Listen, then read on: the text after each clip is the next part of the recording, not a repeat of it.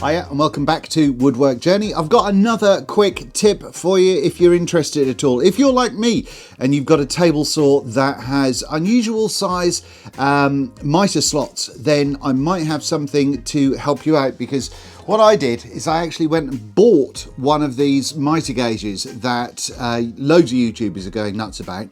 It's WNEW, W-N-E-W.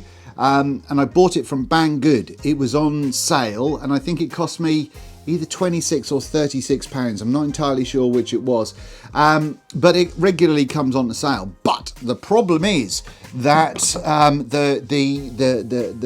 the runner that comes with it, in fact, let me show you.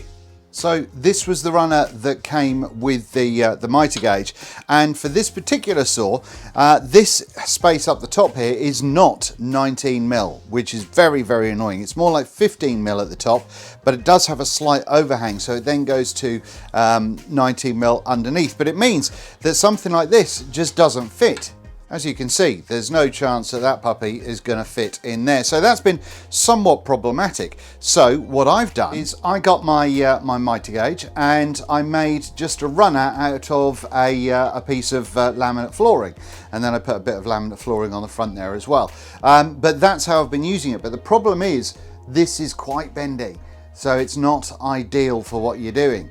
This is where Stu at SP Wood Creations, I'll leave a link down below both to his Instagram and to his eBay.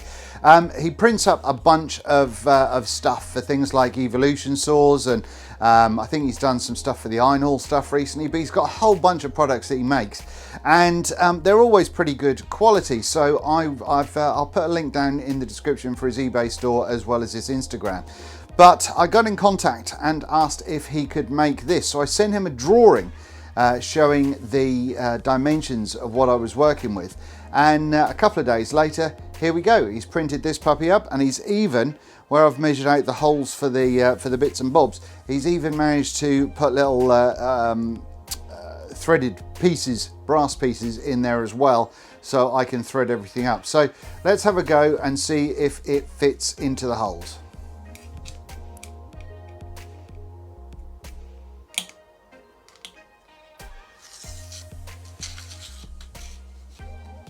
Marvellous, no wiggle side to side in there at all.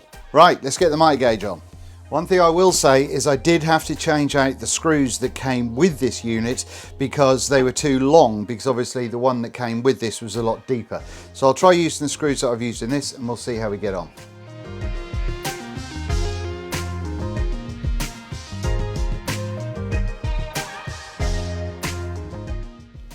I've also had to use washers and stuff to space everything out.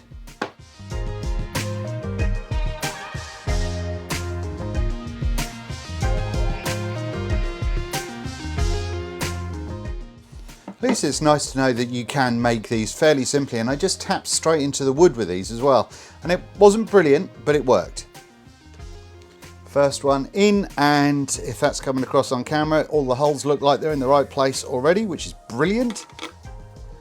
And we're in, and I feel a lot more comfortable with that already than my my kind of homemade have-a-go jobby.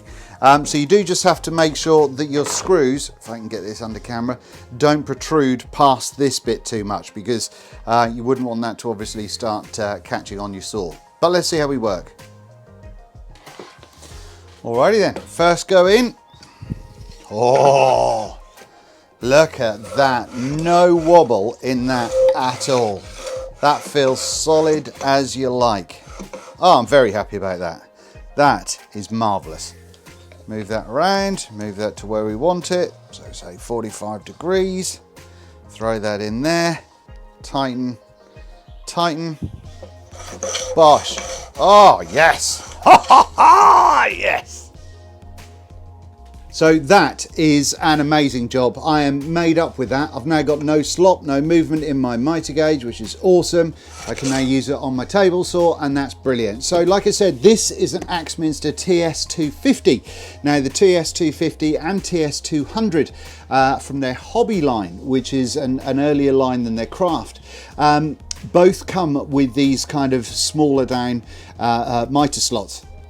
I believe the newer stuff, the craft stuff, all has full 19mm. But my point is that if you've got one of these saws, which is brilliant, induction motor, cast top, all that sort of stuff, they're coming up on Marketplace and stuff really cheaply, sort of a couple hundred quid, 250, 300 quid at the minute, which is a brilliant saw to get for that kind of money.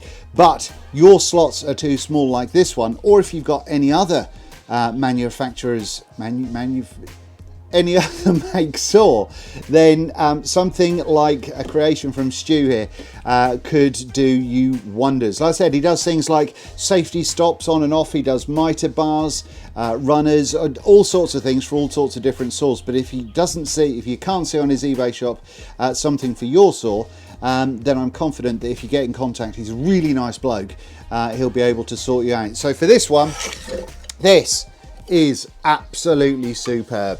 So this all in, I think it was under 15 quid for the bar, including postage, and the Mitre Gauge itself came off bang good for, let's say, 26 or 36 quid. So all in all, still for around about 50 quid, I've got a bang on Mitre Gauge with a perfectly fitting runner now, thanks to Stu. So if that tickles your taste buds, go give him a subscribe or a follow on his Instagram. Go and buy some stuff off him, and tell him that the Woodwork Journey people sent you. That's it. Thank you very much. Hope that was useful. See you soon.